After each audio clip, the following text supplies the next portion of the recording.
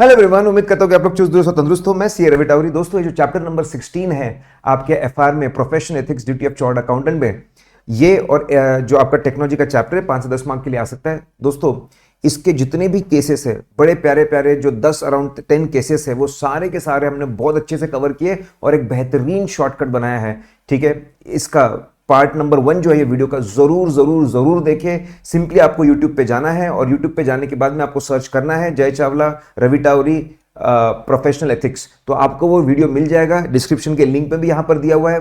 मस्त देखिए, स्पीड बढ़ाकर देंगे 1.5 घंटे में सारे इंपॉर्टेंट केसेस और आरटीपी के भी केसेस उसके अंदर हम लोगों ने कवर किए। दोस्तों, बहुत ज्यादा इंपॉर्टेंट चैप्टर है, लेकिन फिर हम लोगों ने सोचा कि सारे केसेस तो हम लोगों ने बहुत अच्छे से कवर कर लिए, उसका बहुत प्यारा सा शॉर्टकट भी दे दिया, एफटीपीसी शॉर्टकट। दोस्तों, जरूर जरूर देखिएगा वो। लेकिन इसकी थ्योरी का क्या, थ्योरी में से अगर कभी कोई पूछ लिया तो दोस्तों चलिए, चांसेस बिल्कुल नहीं लेते, कम से कम समय में पूरी की पूरी थ्योरी में आपको कवर करवा दूंगा। हम लोगों ने बड़े प्यारे 12 पेज के नोट्स बनाए, पूरा का पूरा मॉड्यूल फॉलो किया, पूरा मॉड्यूल कवर किया हम लोगों ने। दोस्तों, मजे की बात यह है, जो पहले 4 पेज है ये आपके पूरे ऑडिट से आते हैं, तो हमको इसको फिर से कवर करने की जरूरत नहीं है। जो आपके ऑडिट के नोट्स होंगे वहीं से आपको इसको कवर कर लेना है। देखिए, जो आपका कोड ऑफ एथिक्स होता है ना दोस्तों, उसका जो पहला पार्ट है उसमें 5 फंडामेंटल प्रिंसिपल्स के बारे में ये लोग बात करते हैं।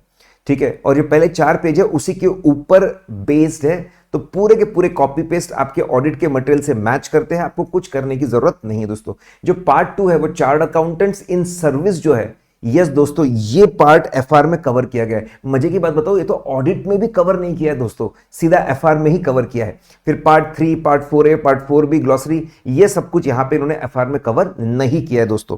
ठीक है, ये जो नोट्स, इसके पहले के वीडियो के नोट्स और ये जो नोट्स है आपको, तो ऑडिट गुरु टेलीग्राम चैनल पे दोस्तों आपको ये नोट्स मिल जाएंगे। तो अगर मैं बात करता हूं दोस्तों, पहले 4 पेज आप छोड़ दीजिए और अब आप आइए चार्टर्ड अकाउंटेंट्स इन सर्विस के ऊपर। ठीक है, पार्ट 2 जो आपका कोड ऑफ एथिक्स का पार्ट 2 है, वो खास जो चार्टर्ड अकाउंटेंट जो जॉब कर रहे हैं उनके ऊपर है दोस्तों। अब यहां पे सबसे पहले बोला है कि भाई, अगर कोई भी बंदा जॉब करता है और कॉन्फ्लिक्ट ऑफ इंटरेस्ट की सिचुएशन आ जाती है, कॉन्फ्लिक्ट ऑफ इंटरेस्ट की सिचुएशन मतलब ऐसी सिचुएशन जहां पे वो कंफ्यूज हो जाता है कि भाई मैं मल्टीपल रोल प्ले कर रहा हूं, मैं एक जॉब भी कर रहा हूं और मैं एक मेरी पर्सनल लाइफ भी है, दोनों आपस में कॉन्ट्रडिक्ट कर रहे हैं, दोनों के गोल्स आपस में कॉन्ट्रडिक्ट कर रहे हैं, उसको कॉन्फ्लिक्ट ऑफ इंटरेस्ट की सिचुएशन बोलते हैं। इन्होंने बोला कॉन्फ्लिक्ट ऑफ इंटरेस्ट की सिचुएशन अगर है तो चार्टर्ड अकाउंटेंट ने कोशिश करनी चाहिए कि वो उसके जजमेंट पे इंपैक्ट ना डाले, प्रोफेशनल या बिजनेस जजमेंट के ऊपर। तो भाई कॉन्फ्लिक्ट इंटरेस्ट को बराबर संभालो, खुद पे इंपैक्ट मत आने दो। अब इन्होंने एग्जाम्पल दिए, एग्जाम में पूछ सकते कि बताइए कुछ सिचुएशंस बताइए जहां पे जो बंदा जॉब कर रहा है वहां पे कॉन्फ्लिक्ट ऑफ इंटरेस्ट कैसे आ सकता है। तो डीडी और एमजीवी में कॉन्फ्लिक्ट ऑफ इंटरेस्ट है, ऐसा शॉर्टकट बनाया। ड्यूअल मैनेजमेंट पोजीशन, हो सकता है एक बंदा 2 कंपनियों में जॉब करता है और दोनों कंपनियां थोड़ी सी रिलेटेड है, एक की इंफॉर्मेशन दूसरे में काम आ सकती है, कॉन्फिडेंशियल इंफॉर्मेशन। अब उसके दिमाग में दोस्तों कॉन्फ्लिक्ट ऑफ इंटरेस्ट है कि मैं 2 जगह इंप्लॉय हूं, 2 रोल में प्ले कर रहा हूं और एक का बेनिफिट दूसरे का नुकसान हो सकता है, दोनों कॉन्ट्राडिक्ट कर रहे हैं, तो ये कॉन्फ्लिक्ट ऑफ इंटरेस्ट है।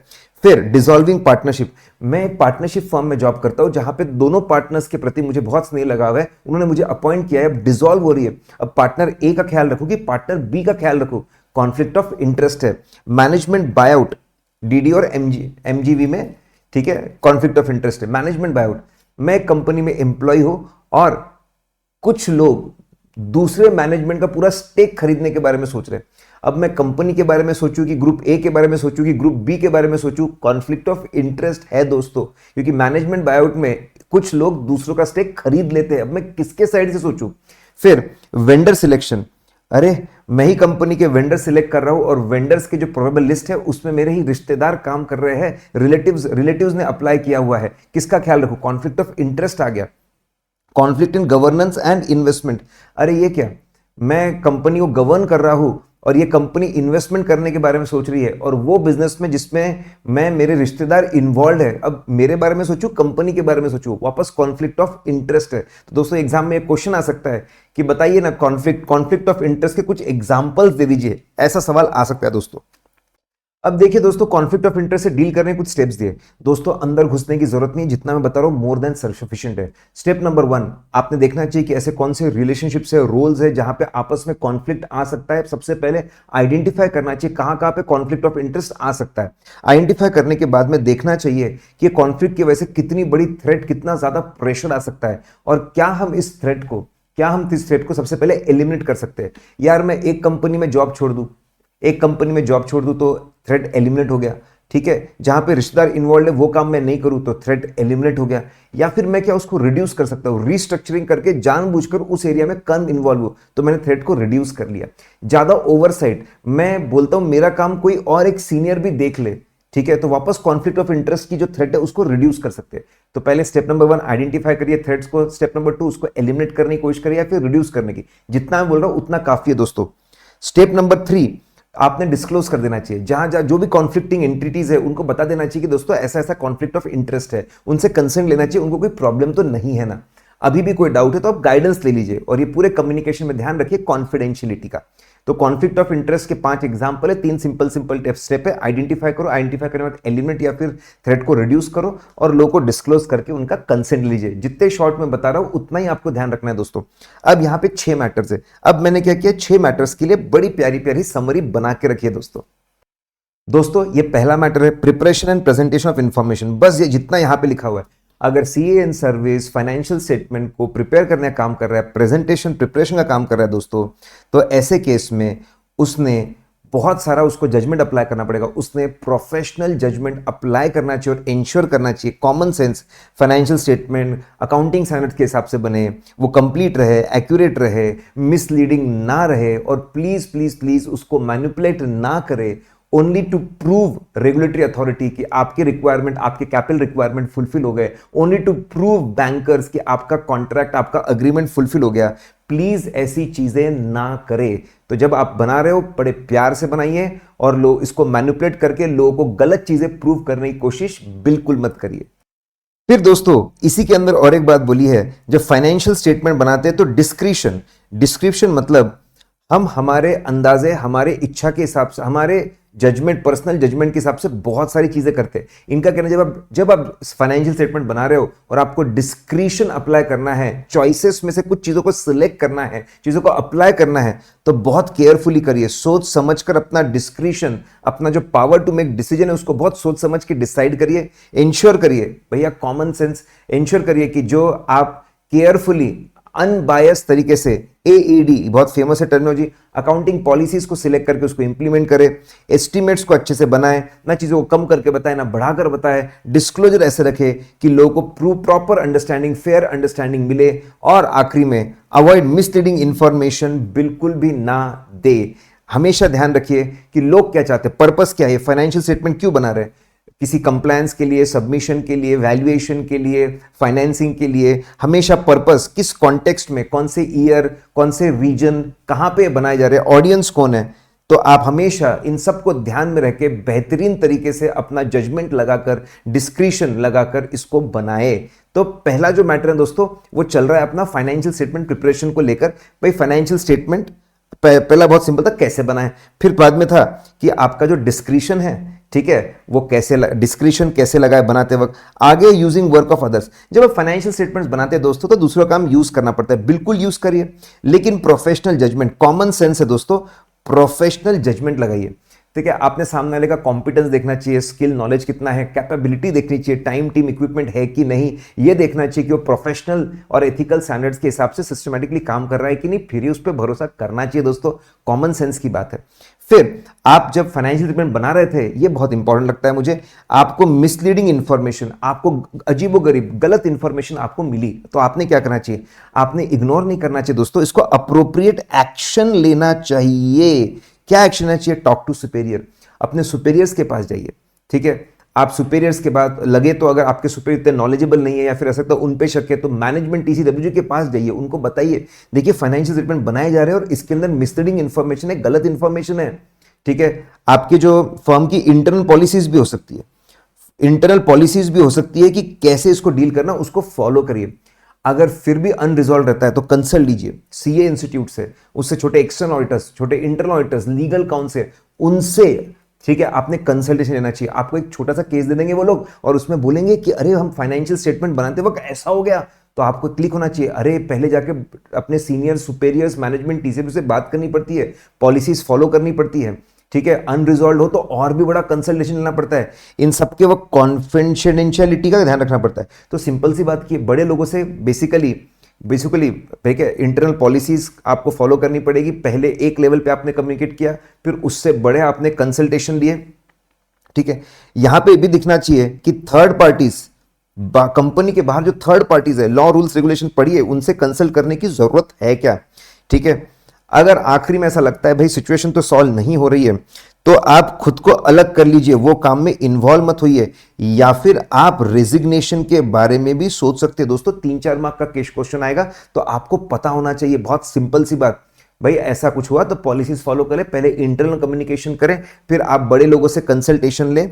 थर्ड पार्टी के बारे में भी आपने सोचना चाहिए। बेसिकली कम्युनिकेशन ही दोस्तों, पहले आपकी कंपनी के लोग, उसके बाद बड़े लोग, कंसल्टेशन, थर्ड पार्टी के बारे में सोचिए। नहीं हो रहा है रिजॉल्व तो डिसएसोसिएशन या रेजिग्नेशन के बारे में सोचिए। ये बहुत इंपॉर्टेंट लगता है दोस्तों। यहां पे दोस्तों हमारा जो मैटर नंबर 1 है वो खत्म हो जाता है। दोस्तों बहुत सिंपल सिंपल से छोटे छोटे मैटर्स है। अगला मैटर है एक्सपर्टीज का मैटर है। क्या बोला है एक्सपर्टीज के बारे में? जो भी चार्टर्ड अकाउंटेंट जॉब कर रहा है उसने अटेन करना चाहिए और मेंटेन करना चाहिए प्रोफेशनल कॉम्पिटेंस, नॉलेज और स्किल्स को। ये तो हम पहले ही पढ़ते हैं, प्रोफेशनल बिहेवियर इसको बोलते हैं। और किसी को अपने कॉम्पिटेंस को लेकर झूठी बातें नहीं बोलनी चाहिए। अटेन मेंटेन करना चाहिए प्रोफेशनल कॉम्पिटेंस, और झूठी बातें बिल्कुल भी नहीं बोलनी चाहिए दोस्तों, ठीक है। अब यहां पे बोला हुआ है कि अगर अगर कहीं पर भी ऐसा लगता है कि ठीक है, लैक ऑफ कॉम्पिटेंस है, कहीं पे जो काम मुझे दिया जा रहा है, जो प्रोफाइल मेरा है, उसमें लैक ऑफ कॉम्पिटेंस, नॉलेज और स्किल्स की कमी हो रही है, मेरे पास में टाइम टीम इक्विपमेंट नहीं है, ठीक है, इससे सेल्फ इंटरेस्ट थ्रेट, मतलब अपनी कमाई के लिए, अपने जॉब के लिए आप कॉम्प्रोमाइज कर रहे हो, अपने बेनिफिट के लिए आप कॉम्प्रोमाइज कर रहे हो आपके जॉब के, आपके प्रोफाइल के साथ में, ठीक है। कॉम्पिटेंस की कमी होना, इससे सेल्फ इंटरेस्ट थ्रेट होती है। ऐसा है तो एक काम करें सिंपल, आप सेफगार्ड्स, आप कोई ट्रेनिंग लीजिए, कोई कोर्स कर लीजिए और अपने अंदर कॉम्पिटेंस को बढ़ाइए, या फिर असिस्टेंस, कुछ लोगों को अपॉइंट करके उनका असिस्टेंस ले लीजिए, ज्यादा टाइम दीजिए। ये सब करके आप जो थ्रेट है, सेल्फ इंटरेस्ट थ्रेट को, ठीक है, कॉम्पिटेंस की थ्रेट को आप कम कर सकते हैं दोस्तों। अगर आप इसको रिड्यूस नहीं कर पा रहे एक्सेप्टेबल लेवल तक, तो आप वो काम डिक्लाइन करने के बारे में सोच सकते हैं, और उसका रीजन कि भाई मैं ये काम नहीं कर सकता, प्लीज किसी और से करवा लीजिए। दोस्तों फिर छोटा सा केस आ सकता है। बहुत सिंपल सी बात बोलिए कि अटेन मेंटेन करो कॉम्पिटेंस, झूठ मत बोलो अपने कॉम्पिटेंस के बारे में। अगर कमी पड़ रही है तो सेफगार्ड्स लगाकर उसको रेक्टिफाई करो, सेल्फ इंटरेस्ट थ्रेट को कम कर दो दोस्तों। नहीं हो पा रहा है, डिक्लाइन कर दो कि मैं ये काम नहीं कर सकता हूं। दोस्तों दूसरा मैटर हो गया। आइए तीसरा मैटर है फाइनेंशियल इंटरेस्ट, कॉम्पनसेशन और इंसेंटिव्स। दोस्तों क्या बोला हुआ है, सिचुएशन ये दोस्तों कि फाइनेंशियल बेनिफिट सीए का या उसके फैमिली मेंबर्स का, इमीडिएट फैमिली मेंबर्स का, डायरेक्टली इनडायरेक्टली जो ऑर्गेनाइजेशन है उसके साथ फाइनेंशियल इंटरेस्ट जुड़ा हुआ है, फाइनेंशियल बेनिफिट जुड़ा हुआ है बहुत ज्यादा, ठीक है। हो सकता है डायरेक्ट इनडायरेक्ट शेयर होल्डिंग हो, लोन दिया हुआ हो, या फिर सबसे इंपॉर्टेंट, ठीक है, प्रॉफिट रेटेड बोनस हो, प्रॉफिट कमाएंगे तो बोनस मिलेगा, डेफर्ड बोनस शेयर्स है, ठीक है। आगे जाकर कंडीशन फुलफिल है तो बोनस शेयर्स मिलेंगे। सबसे फेमस है प्रॉफिट का शेयर मिलना, आगे जाके कुछ शेयर्स मिलना, बोनस शेयर्स मिलना, या परफॉर्मेंस बेस्ड इंसेंटिव्स हो, अलग अलग performance, turnover based performance, market share based performance, export rated performance and so on. तो सिचुएशन ऐसी है, सीए का या उसके रिलेटिव का डायरेक्टली इनडायरेक्टली कंपनी के साथ में फाइनेंशियल इंटरेस्ट है, और इस तरह के प्रॉफिट या फिर इंक्लूडिंग प्रॉफिट के ऊपर bonus shares, performance based incentive, ऐसे केस में चार्ट अकाउंटेंट ने मैनिपुलेट नहीं करना चाहिए, बिल्कुल भी फाइनेंशियल इंफॉर्मेशन को मैनिपुलेट नहीं करना चाहिए, कॉन्फिडेंशियल इंफॉर्मेशन का मिसयूज नहीं करना चाहिए। सेल्फ इंटरेस्ट थ्रेट है ये, उसको काबू में रखना चाहिए। एकदम सिंपल सी बात बोली है।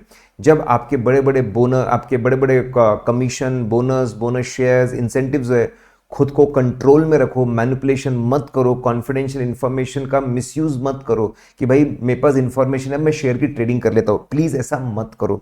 ये मैटर नंबर 2 था दोस्तों। पहला मैटर एकदम सिंपल था, आपके फाइनेंशियल स्टेटमेंट्स, उसके पहले कॉन्फ्लिक्ट ऑफ इंटरेस्ट की हम लोगों ने बात की, उसके बाद 6 मैटर बनाए। पहला मैटर फाइनेंशियल स्टेटमेंट की प्रिपरेशन को था, दूसरा मैटर आपका आपके एक्सपर्टीज को लेकर था, तीसरा मैटर आपका फाइनेंशियल इंटरेस्ट अगर आपका जुड़ा है तो केयरफुल रहिए।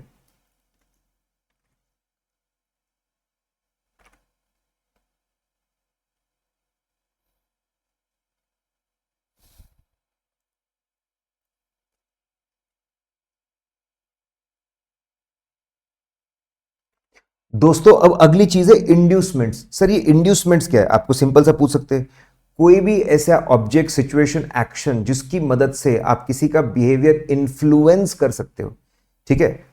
अब वो इंटेंशन से वो दिया जा रहा है, इन्फ्लुएंस कर सकते हो, उसको इंड्यूसमेंट। एग्जांपल्स में, ठीक है, जीएफ पॉड, गर्लफ्रेंड पॉड मतलब गर्लफ्रेंड का घर, ऐसा कुछ बोल सकते हो, ठीक है। गिफ्ट्स, अगर एम्प्लॉय को जानबूझ के बहुत सारे गिफ्ट्स, हॉस्पिटैलिटी, बहुत सारे services, hotel bookings, travel, vacations दिए जा रहे हैं, ठीक है, ये इंड्यूसमेंट है, उससे उसका बिहेवियर इन्फ्लुएंस करके कंपनी के लोग गलत काम कर सकते हैं। बहुत ज्यादा क्लोज फ्रेंडशिप और लॉयल्टी का रीजन दे देकर लोग उससे गलत काम करवा सकते हैं, ठीक है।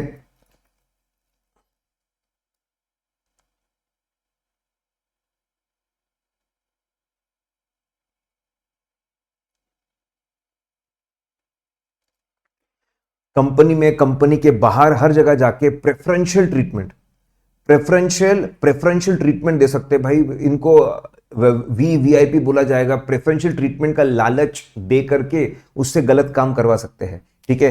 एम्प्लॉय, भाई आगे तेरे को और एम्प्लॉयमेंट अपॉर्चुनिटी, और बड़ा जॉब दे देंगे तेरे को, हम एक कोई एजेंसी दे देंगे, कंपनी की ब्रांच दे देंगे, ये देकर उससे गलत काम करा सकते हैं। डोनेशंस, तू बोलेगा तो डोनेशन दे देंगे, तेरे चैरिटी को डोनेशन दे देंगे, पॉलिटिकल पार्टी को डोनेशन दे देंगे, तो गलत काम।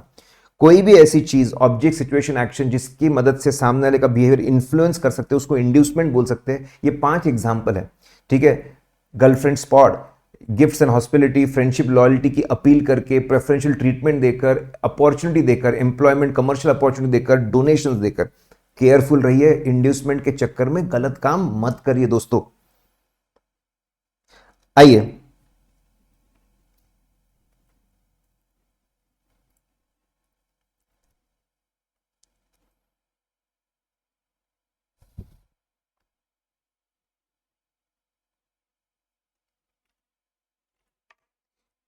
देखिए दोस्तों, इतनी प्यारी समरी बनाई है इंड्यूसमेंट को लेकर, ठीक है। कभी कभी इंड्यूसमेंट, ठीक है, ऐसी चीजें दी जाती है या ली जाती है by immediate family members. Yes दोस्तों, हो सकता है कि इमीडिएट फैमिली मेंबर्स को लालच दिया जा रहा है इंड्यूसमेंट्स का, या फिर ऐसा भी हो सकता है कि इमीडिएट फैमिली मेंबर्स लालच दे रहे और एम्प्लॉइंग ऑर्गेनाइजेशन को, ताकि वो उनके फेवर में काम करे। ऐसा भी हो सकता है। तो inducements by employing organization to immediate family member, और by immediate family member to employing organization है, ठीक है, दोनों हो सकता है।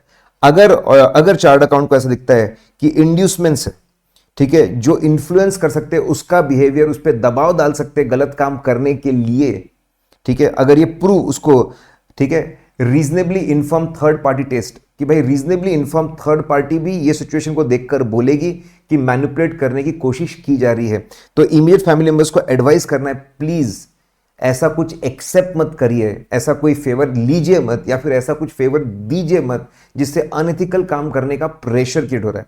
एग्जाम्पल के तौर पर एग्जाम में कैसा सकता है कि भाई जो सीए की वाइफ है उसको बोला कि तेरे को जॉब मिल जाएगा, बहुत अच्छा जॉब मिल जाएगा, सारी फैसिलिटीज मिल जाएगी, अगर तेरा हस्बैंड मैनिपुलेशन कर दे हमारे लिए तो। ठीक है दोस्तों, आइए अब आखिरी के 5वां, ठीक है, आखिरी के तो 2 ही है दोस्तों, अभी बस 2 ही है। आइए दोस्तों, नोक्लार। यस, नोक्लार बहुत फेमस है, मैं आपको क्या बताऊं, ऑडिट के अंदर नोक्लार डिटेल में नहीं है, और एफआर के अंदर उन्होंने नोक्लार की बात कर ली है दोस्तों, इंपॉर्टेंट है, ठीक है। आज के डेट में नोक्लार, non compliance of law and regulation, क्या बोला है कि अगर कोई चार्ट अकाउंटेंट इन सर्विस है, चार्ट अकाउंटेंट इन सर्विस है लिस्टेड कंपनी में, दोस्तों ध्यान रखिए, अभी जो नोक्लार है दोस्तों, ये सिर्फ लिस्टेड कंपनी को ही लग रहा है, मतलब जो लोग लिस्टेड कंपनी में जॉब कर रहे हैं, बहुत इंपॉर्टेंट है, जो लोग लिस्टेड कंपनी में जॉब कर रहे हैं उन्हीं को नोक्लार लग रहा है दोस्तों। अगर, ठीक है, सस्पेक्टेड या actual non compliance of law मिलता है, ठीक है, कौन से लॉ, सभी लॉ नहीं दोस्तों, जिनका, ठीक है, डायरेक्ट इफेक्ट है फाइनेंशियल स्टेटमेंट्स के ऊपर, इनकम, एक्सपेंस, एसेट, लायबिलिटी, उसके फॉर्मेट, डिस्क्लोजर, उसके ऊपर, या फिर ऐसे लॉस जिसका मटेरियल इफेक्ट हो सकता है या फिर बिजनेस ऑपरेशन पे इंपैक्ट हो सकता है, 250 में पढ़ते। अगर ऐसे बड़े लॉस का नॉन कंप्लायंस, तो उसको रिस्पॉन्ड करना चाहिए, उसने इग्नोर नहीं करना चाहिए, ठीक है। उसके इसमें सबसे इंपॉर्टेंट रहेगा इन्फॉर्म करना और अप्रोप्रिएट एक्शन लेना पब्लिक इंटरेस्ट को प्रोटेक्ट करने के लिए। पहले एक सिंपल सी बात बोली है कि भाई जो लिस्टेड कंपनी में चार्ट अकाउंटेंट्स काम कर रहे हैं उनको अगर सस्पेक्टेड एक्चुअल नोक्लार के बारे में पता चलता है, कौन से लॉज, बस ये 2 तरीके के लॉज, तो रिस्पॉन्ड करना जरूरी है, लोगों को बताना बहुत जरूरी है इसके बारे में दोस्तों। आइए, ठीक है। अब नेचर ऑफ पार्टीज, कोई भी नॉन कंप्लायंस करे, कोई भी नॉन कंप्लायंस करे, ठीक है, आपका दोष charge with governance non compliance करे, मैनेजमेंट नॉन कंप्लायंस करे, सीनियर नॉन कंप्लायंस करे, खुद नॉन कंप्लायंस, जो इतनी भी पार्टीज इन्वॉल्व है, कोई भी नॉन कंप्लायंस करे, कवर हो जाता है, ठीक है। बिजनेस को लगने वाले जो जनरल लॉज है वो सारे लॉज कवर होते हैं, इतना इंपॉर्टेंट नहीं है दोस्तों। आइए रिस्पॉन्ड, ठीक है। सबसे पहले सभी चार्ट अकाउंटेंट्स पे जिम्मेदारी है रिस्पॉन्स कि जो कंपनी के इंटरनल प्रोटोकॉल्स है नोक्लार को लेकर, नॉन कंप्लायंस को लेकर, सबने उसको पढ़कर समझकर उसको इंप्लीमेंट करना चाहिए, सभी चार्ट अकाउंटेंट्स। फिर सीनियर चार्ट अकाउंटेंट, यस, सबसे मेजर जो रिक्वायरमेंट है सीनियर चार्ट अकाउंटेंट्स के लिए है आज की डेट में। सीनियर चार्ट अकाउंटेंट्स के ऊपर सबसे बड़ी जिम्मेदारी डाली हुई है दोस्तों। अब सीनियर चार्ट अकाउंटेंट्स के ऊपर क्या सबसे बड़ी जिम्मेदारी? सबसे पहले सीनियर चार्ट अकाउंट होते कौन है? डायरेक्टर, ऑफिसर्स, एम्प्लॉय, जो इतना इन्फ्लुएंस है, वो डिसीजन ले सकते हैं कि भाई रिसोर्सेज कहां डिप्लॉय करने चाहिए।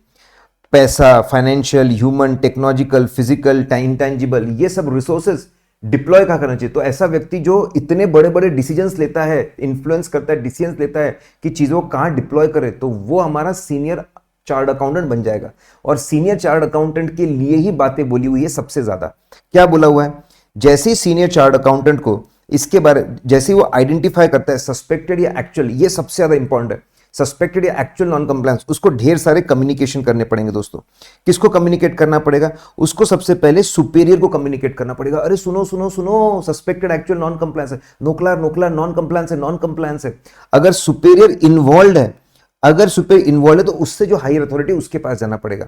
और फिर ठीक है, ये भी देखना है कि अगर बहुत बड़ा नॉन कंप्लायंस सिचुएशन लगे, टीसीडब्ल्यूजी के पास भी चले जाओ, तो अपने इमीडिएट सुपीरियर के पास जाओ, हायर अथॉरिटी, या फिर टीसीडब्ल्यूजी के पास। पहले कम्युनिकेशन, एक्शन, फिर एक्शन लेना है जो उसके हाथ में है। रेक्टिफाई करो जो नॉन कंप्लायंस, उसको ठीक करो, रेमिडिएट करो, मिटिगेट करो, और अगली बार ऐसा नहीं हो उसकी रिस्क को कम करो, ठीक है। डिटर को, लोगों को डराओ धमकाओ कि ऐसा मत करो।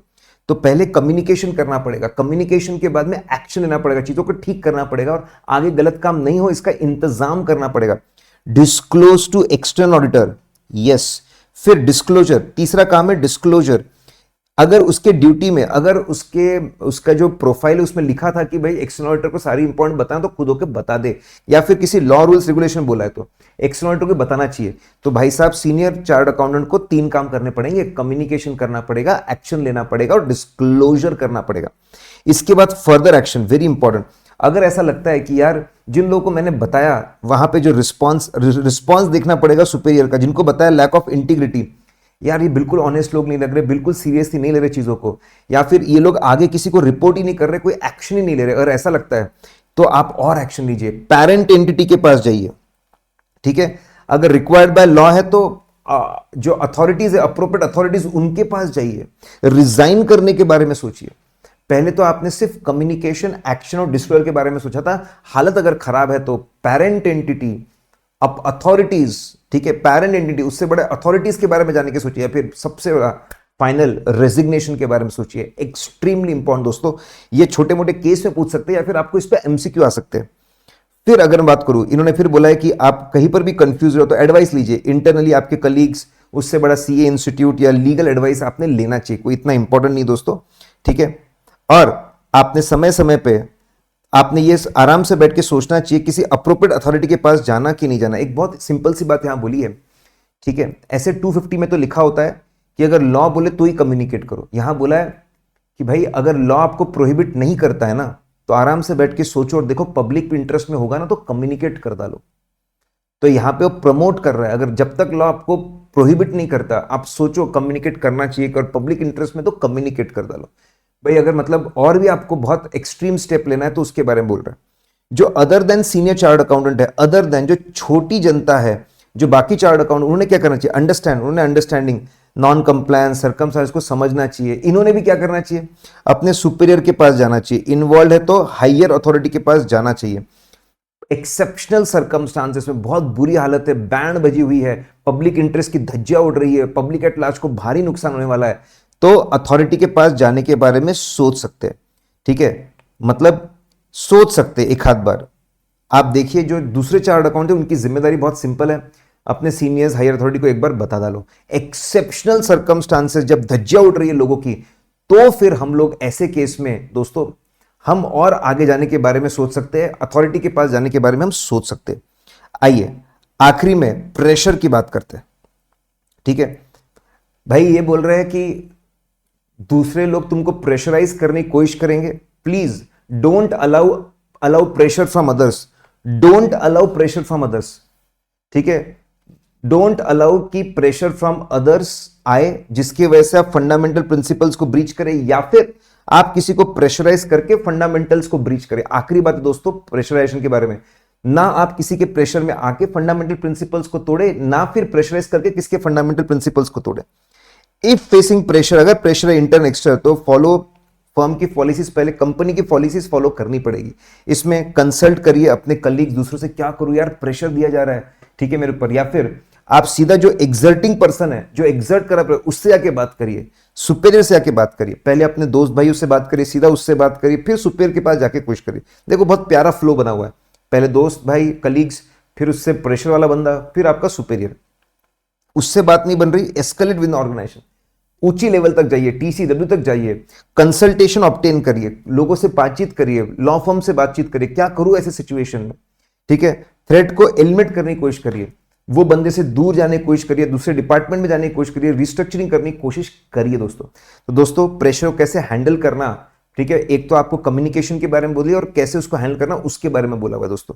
ये 6 मुद्दे दोस्तों, ये फाइल आपके बड़े काम की है। बस ये जितनी मैंने समरी बोली है उतना समरी देख लीजिए। इसके ऊपर कैसे एमसीक्यू आया तो मार्क छूटने नहीं चाहिए, ठीक है। आधे घंटे से कम में आपका पूरा थ्योरी यहां पर कर दिया, लेकिन इसका जो हमने केस स्टडी करवाया दोस्तों, वो केस स्टडी जरूर देखिएगा।